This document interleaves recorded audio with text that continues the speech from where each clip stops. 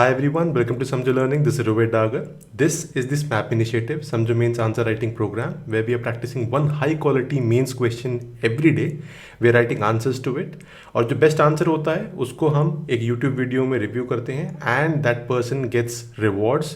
Total rewards that are being distributed over this 50 days streak is rupees 55,000.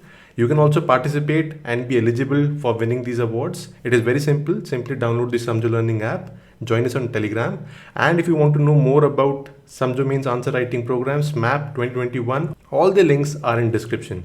So get started today onwards. Right, so let us evaluate yesterday's best answer.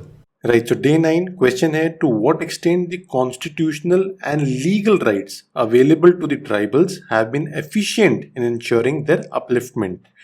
Pivot point समझने बहुत जरूरी है. सबसे पहले constitutional और legal rights के बारे में बात हो रही है ऑफ द ट्राइबल्स. इसके बाद हमें ये देखना है कि ये किस लेवल तक इफेक्टिव हुए हैं इन देयर अपलिफ्टमेंट. और एक्सटेंट का मतलब ये है कि कुछ सक्सेसफुल रहे हैं, कुछ नहीं हो पाया है. तो इन दोनों के कंपैरिजन आपको बताने हैं. जो सक्सेसफुल हो पाया है वो तो आप कॉन्स्टिट्यूशनल और लीगल राइट्स जब डिफाइन करोगे वहीं पर दिख जाएगा कि वो कुछ एक्सटेंट तक सक्सेसफुल हुए हैं, समथिंग गुड हैज हैपेंड. और जहां पे कमियां दिखेंगी वो आप शॉर्ट फॉल्स में दिखाओगे. 250 words, 15 marks. The best answer of the day is by Hanan Malik. A good answer Hanan. Answer को रिव्यू करने से पहले एक बार पार्टिसिपेशन देख लेते हैं. I am so happy that today for the first time this season we have cross 1000 comments while answering this particular question. Hundreds of students participated, hundreds of answers were submitted और काफी healthy competition था. Anyways, अब answer को review करते हैं. आज हमें structure देखने की जरूरत नहीं है बिकॉज जो बेस्ट आंसर है वो काफ़ी अच्छा है. उसी से स्ट्रक्चर काफ़ी हद तक आपको समझ में आ जाएगा. तो एक ही चीज़ को दो बार डिस्कस करने की जरूरत मुझे महसूस नहीं हुई. कॉन्स्टिट्यूशनल राइट्स में you would talk about article 14, article 15 का क्लॉज 4, आर्टिकल 16 का clause 4, article 338A, article 342, 275 clause 1, schedule 5 के बारे में आप बात करोगे. ये सब चीज़ें आपसे एक्सपेक्टेड थी.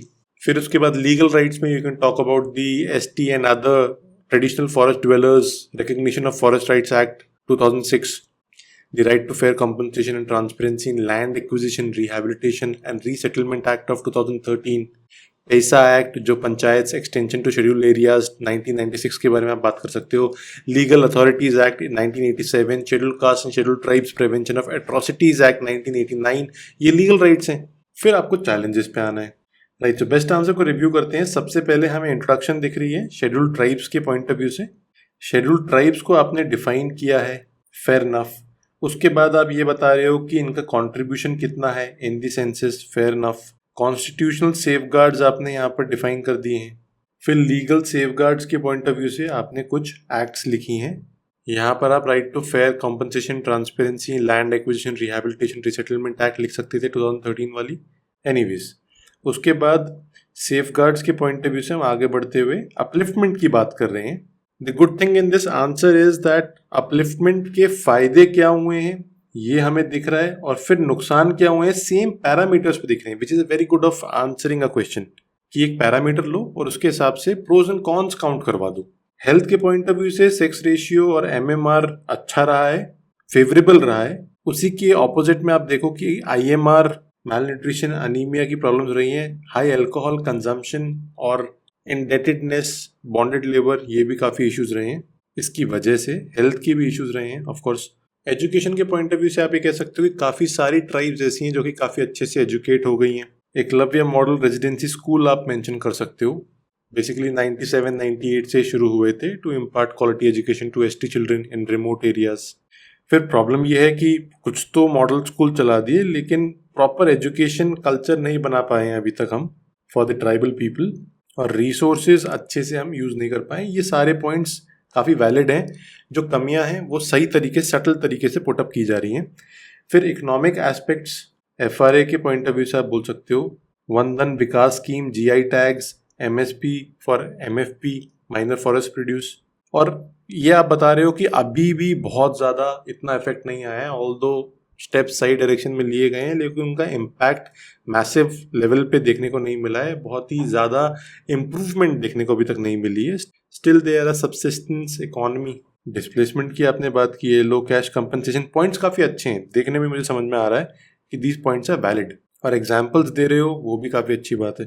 फिर पॉलिटिकल पार्टिसिपेशन के पॉइंट ऑफ व्यू से पैसा एक्ट की आप बात कर रहे हो, एक तरफ कि अच्छा हुआ है, उसके बाद सब जगह इतनी अवेयरनेस बनी नहीं है, कुछ ट्राइब्स थोड़ा बहुत कंपैरेटिवली इम्प्रूव कर गई हैं, but not all tribes have improve significantly in the political aspect participation के पॉइंट ऑफ व्यू से।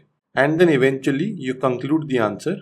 काफ़ी अच्छे से नेहरूज पंचशील पॉलिसी के आप प्रिंसिपल बता रहे हो, वो काफ़ी सही तरीका है बताने का। और अगर आप सिर्फ बोलते हो कि नेहरूज पंचशील पॉलिसी को फॉलो कर लो अच्छा रहेगा, तो इतना बड़ा इम्पैक्ट नहीं होता। But if you can remember and right the 5 principles, देखो ट्राइबल एस्पेक्ट जितने भी हैं वहाँ पर आपको कॉन्स्टिट्यूशनल स्टेटस, लीगल राइट्स, क्या चैलेंजेस हैं, क्या करना चाहिए, ये आपके टिप्स पे होना चाहिए, क्योंकि इतना इम्पोर्टेंट टॉपिक है।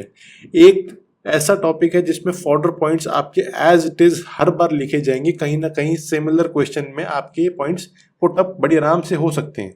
तो इनको हमेशा नोट करके रखो, अपने नोट्स में तैयार रखो, ready to be written in the answer, और आपको बार बार याद ना करना पड़े एग्जाम हॉल में। ये आपको इंश्योर करना चाहिए इस पर्टिकुलर टॉपिक के लिए और ऐसे सिमिलर टॉपिक्स के लिए।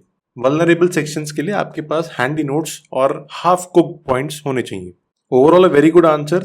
थोड़ा सा वर्ड लिमिट एक्सीड हुई है ऐसा लग रहा है, लेकिन जस्टिफाइड है, काफ़ी अच्छे पॉइंट्स और काफ़ी नीटली लिखा है। कुछ भी ऐसा नहीं है यहाँ पर जो कि अननेसेसरीली लिखा हुआ है, एक दो पॉइंट्स मिसिंग है, but that is fine. I would give this an 11.5 out of 15. This is a very, very good answer. Right, so this was all for today. If you want to participate in this MAP initiative or you want to download the Samjho Learning app, you must join the Telegram channel to participate in SMAP. All the links are in description. I hope you enjoyed watching the video. See you in the next one. Thank you.